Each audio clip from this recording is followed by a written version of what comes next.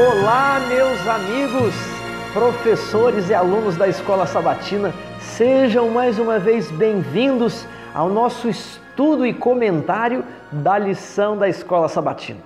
O guia do nosso trimestre é Esdras e Neemias e hoje chegamos à lição número 5, Transgredindo o Espírito da Lei. Hoje eu gostaria de comentar com vocês um dos textos mais mal interpretados e utilizados da Bíblia. Sabe qual que é? 2 Coríntios, capítulo 3, verso 6. Porque a letra mata, mas o Espírito vivifica. Isso aqui tem tudo a ver com transgredindo o Espírito da lei. O que será que esse verso está dizendo? A letra mata, o Espírito vivifica. Quer dizer que nós não devemos interpretar a Bíblia segundo a letra, mas segundo o Espírito, uma interpretação mais subjetiva. Será que isso aqui está ligado ao sábado, né? Muitas vezes você adventista fala da guarda do sábado e as pessoas dizem, olha, vocês adventistas guardam o sábado segundo a letra, né? Segundo o que está escrito ali no dia 7º, igual os judeus, não adianta de nada. Temos de guardar o sábado no Espírito. Então, eu posso guardar qualquer dia, desde que eu tenha o Espírito do sábado, né? Desde que eu ajude aos pobres, desde que eu descanse em qualquer dia, porque a letra mata e o Espírito vivifica. Olha como essa lição é interessante. Transgredindo o Espírito da lei. Aqui a lição vai trabalhar sobre a base de Neemias capítulo 5 e a história ali que se passou em Neemias capítulo 5. Não adianta apenas contarmos a história. Temos que retirar as lições morais daquela época e aplicarmos aos nossos dias. Você conta a história, os alunos entendem a história e aí você faz a reflexão. Não dá para fazer reflexão se ele não entendeu, não conhece o capítulo. Por isso a importância de você ler o capítulo ou pelo menos parte dele na sala. Como assim, Tiago? Eu gosto de deixar um verso com cada aluno. Aluno, verso 1, você, verso 2, o outro, verso 3... Cada um vai participando, no final das contas todos participam, todos de alguma forma leem a Bíblia, que é importante. Há pessoas que não leram a Bíblia nem um dia da semana, não estudaram a lição, estão ali. Então é o momento de você, professor, tocar o coração daquelas pessoas, é o momento que ele abre a Bíblia, que ele pode orar, que ele pode participar. Então é muito importante aí que todos possam ler a Bíblia no sábado e compreender a história e aí você vai trabalhar as lições.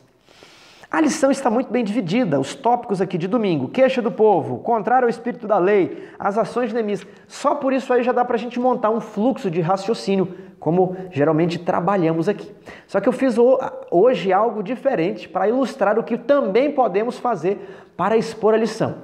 Eu montei aí 3 ou 4 tópicos por cada dia. Então, no domingo são 4, na segunda são 4, na terça são 5, na quarta são 2.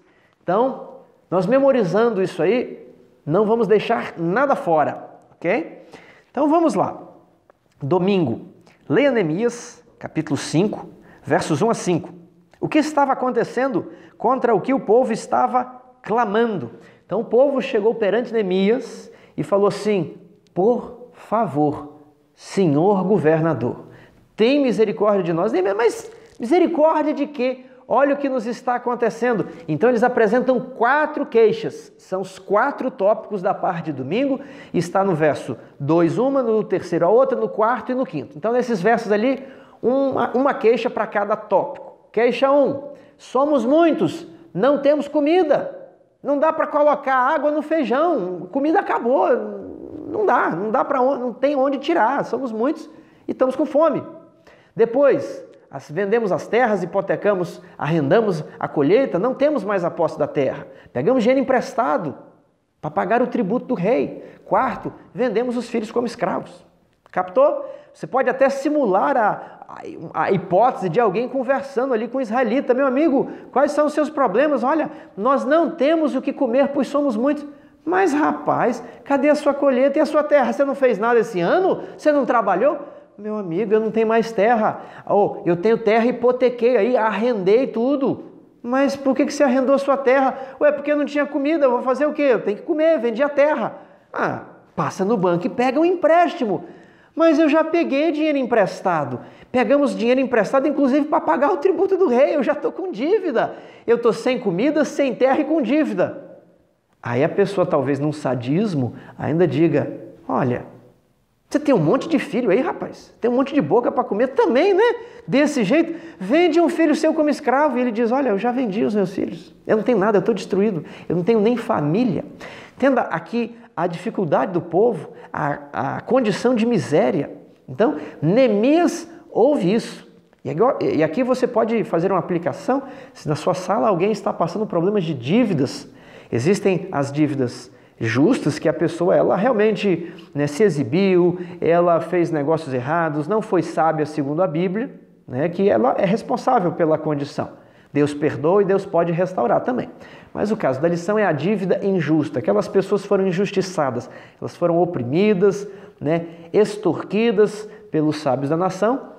E então, elas vieram pedir socorro. Saiba que nos dois casos, Deus pode socorrer os endividados. Deus pode fazer de um bando de endividados um exército de vencedores. É o que Davi fez quando ele fugiu para a caverna quando ele fugiu de Saul para a caverna. Ok? Então tem ali o exemplo e uma história de ânimo para quem está endividado. Segunda-feira, contrário ao espírito da lei. Leia Neemias 5, 6 a 8 e Êxodo 21. Que situação despertou a fúria de Neemias? Ora, foi aquela indignação diante da situação calamitosa do povo. Veja aqui, verso 6 do capítulo 5. Ouvindo eu, pois, o seu clamor e estas palavras, muito me aborreci. E o que Neemias faz depois de ficar aborrecido? Ele sai correndo, ele sai gritando, ele age imediatamente? Não. Verso 7. Depois de ter considerado comigo mesmo, repreendi os nobres e magistrados. Veja que Neemias é o estrategista na hora de construir os muros. Ele não chegou em Jerusalém dizendo que ele reconstruiria os muros. Ele ficou em silêncio por 3 dias. Aqui novamente, diante da informação, ele fica quieto. Ele para refletir, para que ele não venha a errar por falta de domínio próprio. Diz o texto, irai-vos, você pode ficar indignado, mas não pequeis. Você não pode perder a compostura, não pode perder o domínio próprio. Depois de refletir, o que Neemias faz? Repreende o povo. Então temos aqui os 3 tópicos já de segunda-feira. Neemias se aborreceu, Neemias ponderou sozinho, refletiu, Neemias repreendeu o povo, que é o que ele faz agora, olha. Lhes disse, sois usurários, cada um para com seu irmão. E convoquei contra eles um grande ajuntamento. Então tá aí. Neemias se aborreceu, ponderou sozinho, repreendeu a usura e convocou uma assembleia. Os 4 tópicos de segunda. Neemias disse assim, vocês são agiotas. Vocês estão extorquindo o povo. Isso que vocês estão fazendo é pecado de usura. Isso aqui não é investimento, isso não é coisa nenhuma. Vocês estão escravizando os irmãos de vocês. O autor da lição colocou assim, olha, Neemias repreendeu o empréstimo, porque o empréstimo a juros para com os israelitas era proibido. E era mesmo. Eles podiam emprestar a juros para os estrangeiros. Entre os israelitas, não. O autor da lição fala mais ou menos que dá para entender que no resto eles estavam de acordo com a lei, Aí já no último parágrafo, me parece que não é bem isso que eles estavam de acordo com a lei. Veja só, embora tecnicamente a injustiça não transgride a lei, era socialmente aceitável. Qual injustiça? A injustiça da escravidão, a injustiça de outras opressões que aqueles nobres faziam. Agora, o que eu entendi que o autor está falando é que eles estavam transgredindo tudo mesmo. Por quê?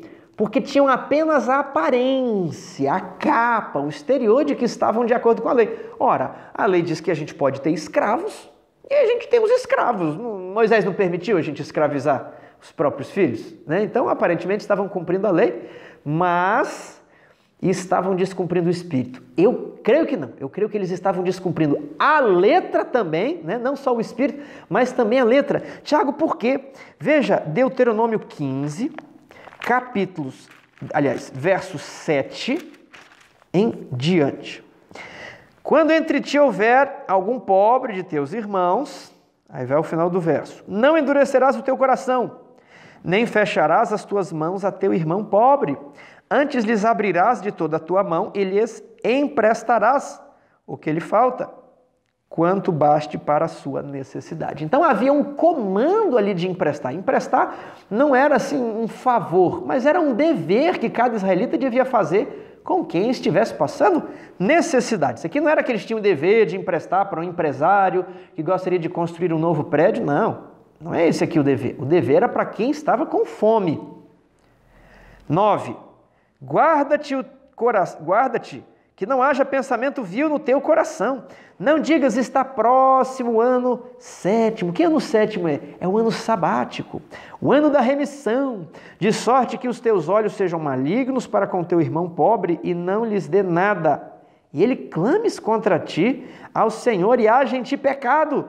Livremente lhe darás e não seja maligno o teu coração quando lhe o deres. Pois por isso te abençoarás o Senhor teu Deus e toda a tua obra em tudo quanto empreenderes. Eles estavam cumprindo a letra desse mandamento? Não estavam. Eles estavam cumprindo a letra do ano sabático? Não estavam. Por quê? Tiago, como é que você prova que não estavam? Volta ali em Neemias. Neemias, capítulo 10, verso 31. Final do verso 31, Neemias está propondo uma aliança para eles e é para eles cumprirem aqui o ano sabático. Olha, e de que abriríamos mão da colheita no ano 7º e de toda e qualquer cobrança. Eles não estavam guardando o ano sabático. Lembra lá da lição do ano passado que estudamos o ano sabático, o jubileu, o segundo dízimo? Eram instituições que Deus criou para que não aumentasse a pobreza. A pobreza existiria, um pouco de desigualdade sempre existiria. Agora não é para existir uma desigualdade tão grande onde pessoas passam fome e outras estão no luxo à custa dessas que estão passando fome. Então eles não estavam respeitando isso, eles não estavam guardando nada. E Neemias falou, olha, no ano 7º vocês não vão cobrar as pessoas, vocês têm que perdoar as dívidas. Ah, mas é o ano 6º, fulano de tal me pediu R$2.000 emprestado. Se ele não me pagar até ano que vem, eu vou ter que perdoar. Era assim que funcionava. Não seja maligno o teu coração, você tem mais, você consegue absorver essa perda. E o seu irmão pobre? Entendeu? Então é tudo aquilo que estudamos na lição da semana passada. Eles não estavam cumprindo. Outra coisa, no ano 7º eles precisavam libertar também os escravos. Mas eles não estavam libertando os escravos. Então eles não estavam cumprindo nada. Nem a letra, nem o espírito. Tiago, como que funciona essa questão de letra e espírito? Vou contar uma história, aliás, 2 histórias breves para ilustrar a letra e o espírito. Vamos imaginar que existe o fórum em uma cidade, foram contratados 2 porteiros, 2 seguranças. E foram colocada também uma placa ali na entrada do fórum dizendo: é proibida a entrada de cachorro. E de repente vem um cego com o seu cachorro guia, os seguranças se olham para a placa e falam: olha, é proibida a entrada de cachorro, o senhor está com cachorro e não vai poder entrar. O cego falou: mas não é o meu bichinho de estimação, é o meu cachorro guia, para que eu não tropece, para que eu encontre o corredor, a porta, é o meu cachorro que vai me puxando como se fosse alguém, né, me guiando pelo braço. Não, proibida a entrada de cachorro, não vai entrar. E aí vem uma mulher depois com um gato, não era um cachorro, era um gato. E era a mulher do juiz, ok? Aí eles olharam para a placa, não pode entrar cachorro. Olharam para a mulher, está com gato. Bem, então pode entrar. E aí, o que você acha? Qual que era o propósito da lei? Geralmente, nesses locais públicos, há placas para proibir a entrada de animais, porque os animais eles podem perturbar ali a tranquilidade do local, eles podem sujar com seus fluidos o chão, vários problemas. Então, muitos lugares públicos não pode se entrar com animais. Porém, o cego é diferente, porque o animal do cego não é um cachorro de estimação, mas é o guia, é um cachorro altamente adestrado. Então, aqueles seguranças, eles cumpriram a lei? Depende. A letra parece que sim, mas o espírito não. Então, eles cumpriram a letra, o que estava escrito, mas não entenderam o propósito daquela placa. Mandaram os seguranças embora, colocaram uma nova placa. E a placa estava assim agora: é proibida a entrada de animais. Então, apareceu o cego novamente com seu cachorro naquela semana. Eles falaram assim: olha, o cachorro é o guia do cego, né? E não pode entrar qualquer animal, mas parece que um cachorro de cego é uma exceção. Então, Deixaram o cego que entrou e o seu cachorro foi guiando para dentro do fórum. Mas depois apareceu uma mulher, com o quê? Com um gato. E era a mulher do juiz, uma mulher muito rica, muito importante, de muita autoridade. E aqueles homens se entreolharam e falaram assim, olha, temos que cumprir o espírito da lei, né?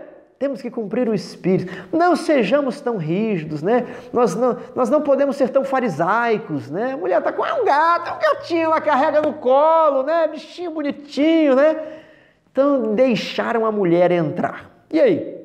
Eles cumpriram a letra ou o espírito? Eles não cumpriram nem a letra, nem o espírito? Tiago, mas eles não cumpriram o espírito deixando o cego entrar? É verdade.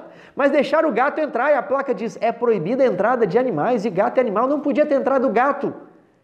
Ah, mas eles foram só flexíveis. Aí que está o ponto.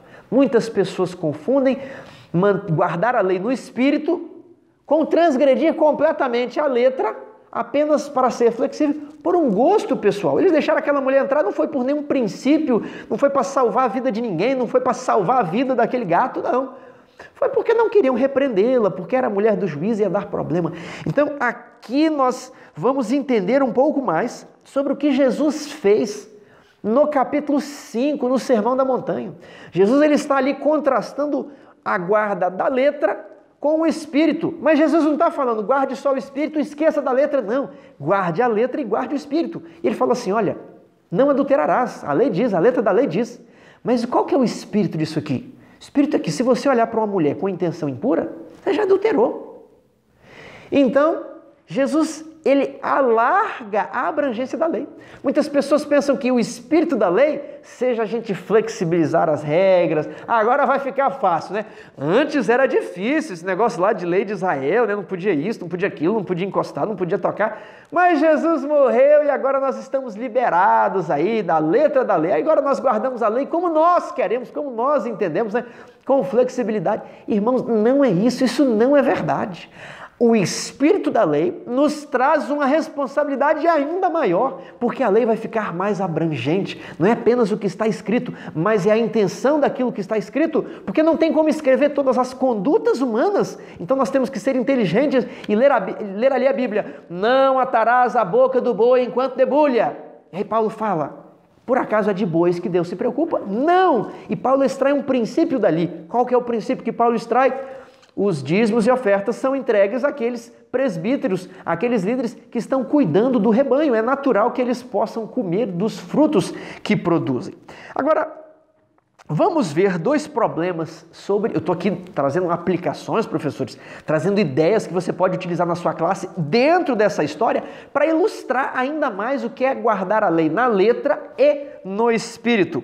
Vamos ali com a guarda do sábado. Muitas pessoas pensam assim, graças a Deus que agora nós temos flexibilidade com a guarda do sábado e vamos guardar o sábado no espírito. O sábado não é um dia que a gente deve descansar? Então, almoçar em casa dá trabalho, tem que esquentar comida, colocar os pratos na mesa, aí todo mundo come, dá uns farelinhos, né? Ninguém vem recolher o prato, tem que colocar tudo ali na cozinha, organizar a louça e depois do pôr do sol lavar. Por que não almoçarmos num restaurante no dia de sábado? E aí muitos adventistas saem da igreja e vão direto para um restaurante, pensando, olha, é a maneira mais simples de guardar o sábado, porque eu vou ter menos serviço ainda, né? Eu vou descansar mais no meu sábado. Pois é, mas não estamos guardando nem a letra, nem o espírito, porque nós estamos fazendo várias pessoas trabalharem para nós. O garçom, mas não tinha garçom, mas é a pessoa que estava na balança que pesou o prato, é as pessoas que cozinharam, aquelas cozinheiras trabalharam no sábado e o mandamento diz, não farás nenhuma obra, nem tu, nem teu servo, e aquelas pessoas trabalharam para você. As pessoas pensam que comer no restaurante dia de sábado é você pagar, é a transação financeira. Não, é o serviço que as pessoas estão prestando para você no dia de sábado. Então, cuidado com essas teorias modernas aí sobre, agora estamos na nova aliança, a lei é espiritual, e aí você, na verdade, reduz a guarda do sábado. Quer ver outro exemplo? Levítico 11, dizia ali, esse animal você não come. Então, as aves, está na lista? Ok, não como. Não está na lista, posso comer. Esse é o raciocínio da letra. Mas qual que é o espírito? Espírito, olha, há uma restrição aqui com respeito a alimento cárneo. E é só a respeito do alimento cárneo. Deus não restringiu nenhum outro alimento. Então, nós extraímos vários princípios dessa passagem. A despeito disso, há um interessante livro sobre esse assunto do pastor Sérgio Monteiro. O nome do livro é Na Presença do Eterno, que analisa todos os textos bíblicos sobre o consumo de carne. Faça sua busca aí e procure por esse livro. Voltando agora ao assunto. Com base nessas ideias sobre guardar o espírito, as pessoas estão violando a letra e o espírito. Quer um exemplo? O mandamento da fornicação. Não pode se fazer sexo antes do casamento. E a pessoa beija de língua e passa a mão, enfia a mão dentro da roupa do outro, deita, ficam nus juntos, mas eles não fazem o ato conjugal, ok? A penetração do homem na mulher propriamente dito, né? Porque isso é o ato do sexo, mas fazem todo o resto. E estão falando, olha, eu não transgredi, mas é claro que transgredi, é uma transgressão completa da lei do Espírito, violou o Espírito é que não é para ter isso é um ato sexual. Isso é como os fariseus faziam, esse é o espírito farisaico.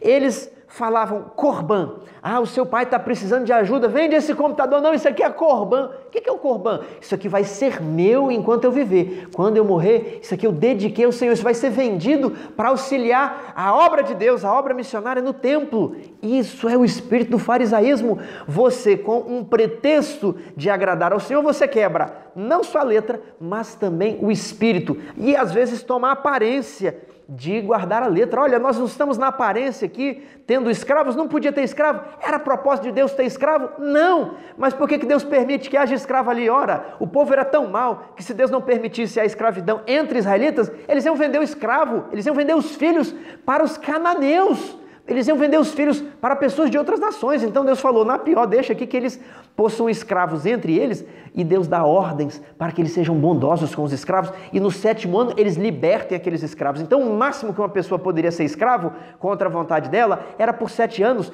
Então vamos lembrar lá do que está escrito, Gálatas capítulo 5, verso 13.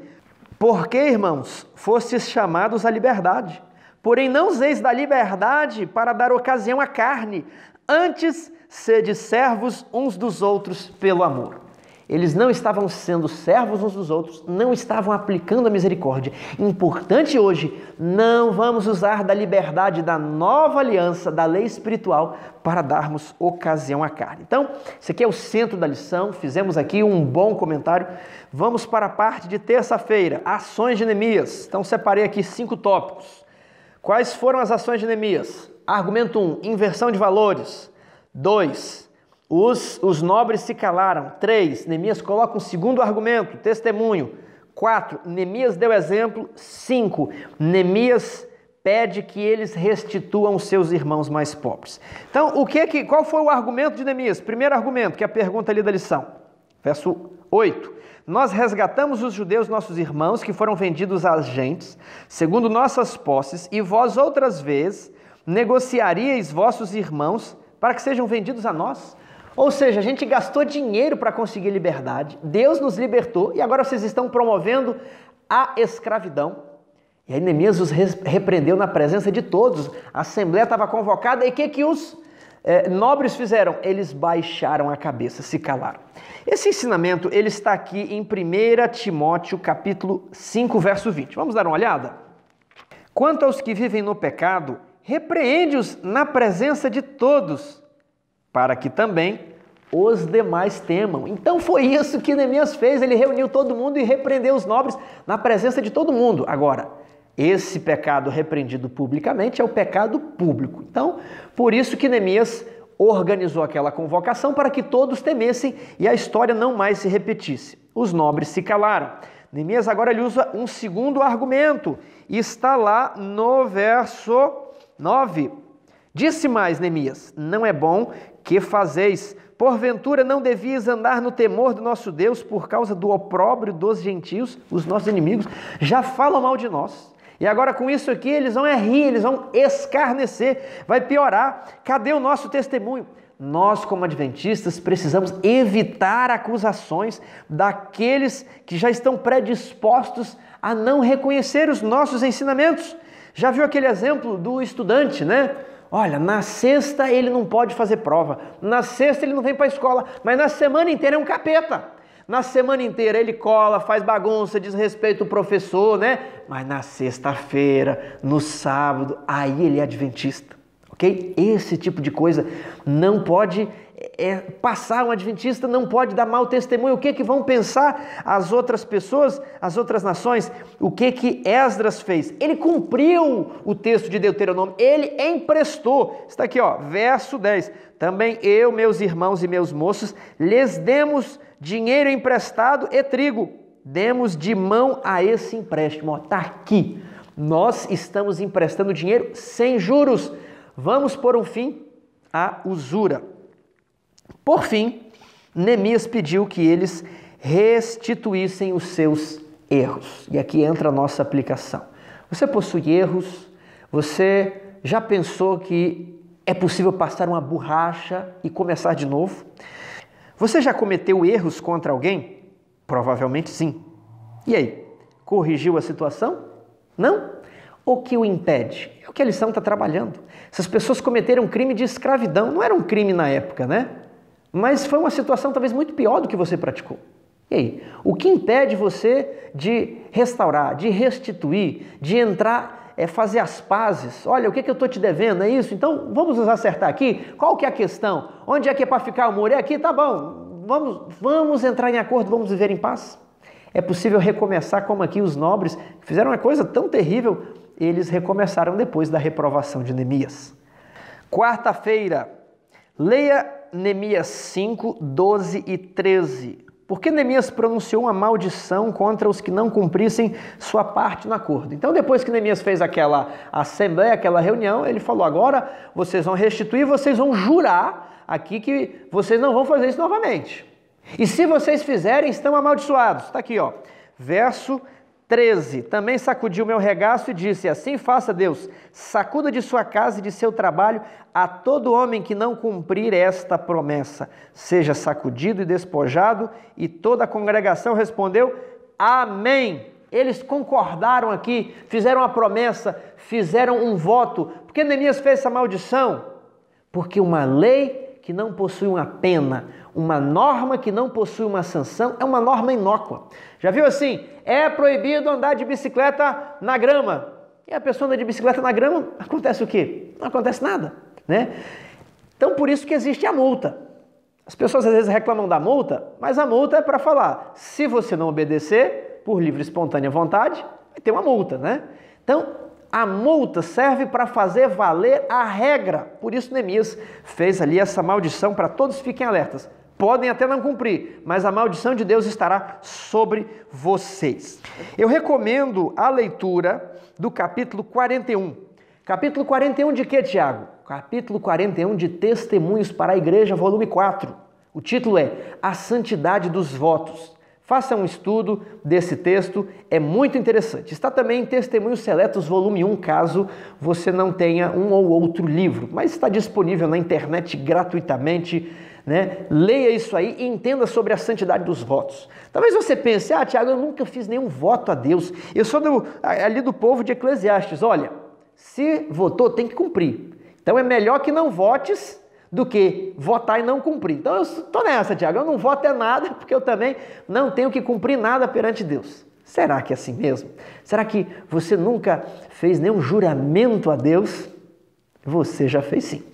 Todos os que foram batizados na igreja adventista já fizeram um juramento solene. Esse juramento se chama profissão de fé. Foi um pacto eclesiástico que você fez com a comunidade, com a igreja, diante de todos os membros da igreja, e um pacto também que foi firmado entre você e as cortes celestiais, entre o céu.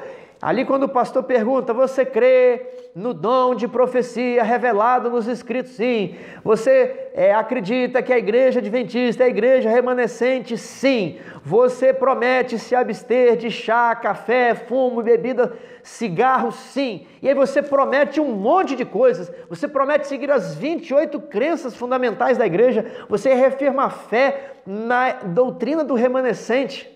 E aí passa um tempo: não creio em Ellen White. Peraí, vai lá, meu amigo, vai lá e reafirma o seu voto com Deus, porque se você fez profissão de fé, seu voto está em pé. Aquilo ali é um negócio solene, é sério. E hoje nós menosprezamos a profissão de fé. Aquilo ali é diante de todo o universo. A pessoa está ali na frente, ela vai ser mergulhada nas águas e ela fala assim: sim, sim para Cristo, antes morrer do que pecar. Aqui isso não tem muito sentido. Imagine lá um muçulmano, estudou 5, 8 anos a Bíblia, tomou a decisão de se batizar. E é uma mulher, coitada, é uma filha. Ela é a filha de um homem poderoso. E ela estudou escondida e agora quer se batizar. Sabe como é que vai ser? Vai ser batizada escondida. Mas ela sabe que se a família descobrir, ela vai ser deserdada, às vezes pode ser espancada, e é por isso que o juramento é muito solene. Quando o pastor começa a fazer a profissão de fé, ela faz o juramento da vida dela, ela está prometendo aquilo diante dos principados e potestades, ela reafirma a sua fé no Cordeiro de Deus diante do universo e diante da igreja. E quando ela entra no tanque batismal, eu penso assim na música tocando: tudo entregarei, tudo entregarei. É um voto solene que nós fazemos. E aqui prometemos tanta coisa na nossa profissão de fé e depois esquecemos. Meu amigo, lembre que você fez um voto. Um voto perante a igreja é o pacto eclesiástico. E aí muitas pessoas quebram esse pacto e depois reclamam que a igreja não tem amor, que a igreja é exclusivista, que a igreja remove. Olha, a igreja aceita a todos para participarem da escola sabatina, dos serviços, de tudo. A igreja aceita a todos. Mas se você violou o pacto, não tem como você ficar unida à comunidade, dos crentes no mesmo status do pacto, podendo participar à frente. Não, aí não dá, e você é removido para que você se arrependa e depois retorne, porque a igreja está de portas abertas. Os pactos e os votos e os juramentos são muito importantes, e se você jurou ali sua profissão de fé, você prometeu tudo aquilo que foi lhe perguntado, é melhor você cumprir esse voto. Ele ainda está de pé e Deus está lhe aguardando. Quinta-feira, o exemplo de Neemias. Lê Neemias 5, 14 e 19. Quais razões Neemias apresentou para não exigir do povo o pão devido ao governador? Ele diz ali: não exigi o que me era por direito. Hoje em dia, nós estamos na era dos direitos. É meu direito. A lei diz que eu tenho direito. Paguei, estou pagando. Não é assim? O que Neemias fez? Neemias tinha o direito, ele era o governador. A lição coloca que provavelmente Neemias ficou mais pobre depois de exercer o cargo político. Em geral, muitos costumam enriquecer com a política. Neemias empobreceu. Neemias, ele saiu mais pobre por quê? Porque ele usou do próprio bolso para ajudar aqueles que estavam com fome. Ele não exigiu os tributos e ele sustentou muitas pessoas na sua casa. Então pense muito bem hoje, antes de exigir muito os seus direitos. Você tem um direito, é seu, mas você pode exercer a misericórdia. Estou pagando, mas você pode perdoar a falta daquela pessoa. Quantas vezes Jesus não pagou os preços pelos nossos pecados? Aliás, pagou uma vez só, mas quantas vezes nós não violamos, E Jesus é misericordioso conosco. Então, paciência, é melhor dar do que receber. Lê Neemias capítulo 5, verso 19. O que ele diz nesse verso? Como entender isso em relação ao Evangelho? Vamos lá? Lembra-te de mim para meu bem, ó meu Deus, e de tudo quanto fiz a este povo. Senhor, lembre-te das minhas obras. É isso que Neemias está falando. Como encaixamos essa questão de obras com o Evangelho? Essa questão é muito mal compreendida porque nós temos uma noção confusa do juiz investigativo. Eu gostaria de sugerir você para ler o capítulo 28 de O Grande Conflito, intitulado O Grande Juiz Investigativo. Eu gostaria aqui de ler um trecho. Eu gostaria de lembrar que as nossas obras, elas são registradas nos livros do céu, nos livros memoriais. E se nós formos fiéis, esses registros serão imortalizados. As obras em favor dos santos, os sofrimentos para o avanço da causa de Cristo. Veja aqui, na página 487. No juízo será examinado o uso feito de cada talento. Como empregamos nós o capital que nos foi oferecido pelo céu? Como usamos nosso tempo, nossa pena, nossa voz, nosso dinheiro, nossa influência? Que fizemos por Cristo na pessoa dos pobres, aflitos, órfãos e viúvas? Estão vendo como importante? Como nós gastamos o nosso tempo? Que tipo de obras praticamos? É muito fácil praticarmos obras para a nossa satisfação pessoal. Nossa natureza clama por isso. Mas a profissão do Evangelho requer algo mais. E aqui eu gostaria de deixar uma esperança com você. Há um memorial escrito diante de Deus, no qual estão registradas as boas ações dos que temem ao Senhor. Está lá em Malaquias 3,16. Depois, citando Neemias, aqui está citando Neemias 13, verso 14. Deus meu, lembra-te de mim, não risques as beneficências que eu fiz à casa de meu Deus. E agora a autora comenta. No livro memorial de Deus, toda ação de justiça se acha imortalizada.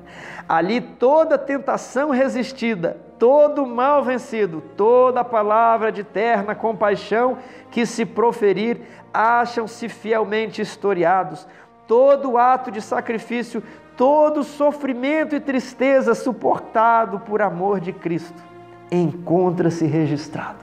Você que coloca a cabeça no travesseiro e chora à noite, acha que ninguém está vendo, como você está se empenhando por pregar o Evangelho, tem gente que se opõe, pessoas que falam mal, pessoas da sua família que criticam você que se batizou na igreja adventista, pessoas outras que criticam o seu sermão, o seu departamento, há oposições de todos os tipos, você encontrará problemas, no mundo tereis aflições, mas tem de bom ânimo como teve Neemias, as suas lágrimas, diz o salmista, falando para Deus, ó Senhor, não recolheste todas as minhas lágrimas na tua garrafa? Sim, elas estão registradas no teu livro. Salmo 56, 8. Ninguém pode ver, mas Deus está vendo tudo que você sofre por amor de Cristo, tudo que você sofre por amor do Evangelho. Continue firme. As ações de Neemias estão imortalizadas nos registros celestiais. Que tal as suas ações também estarem imortalizadas no céu ao lado de Neemias?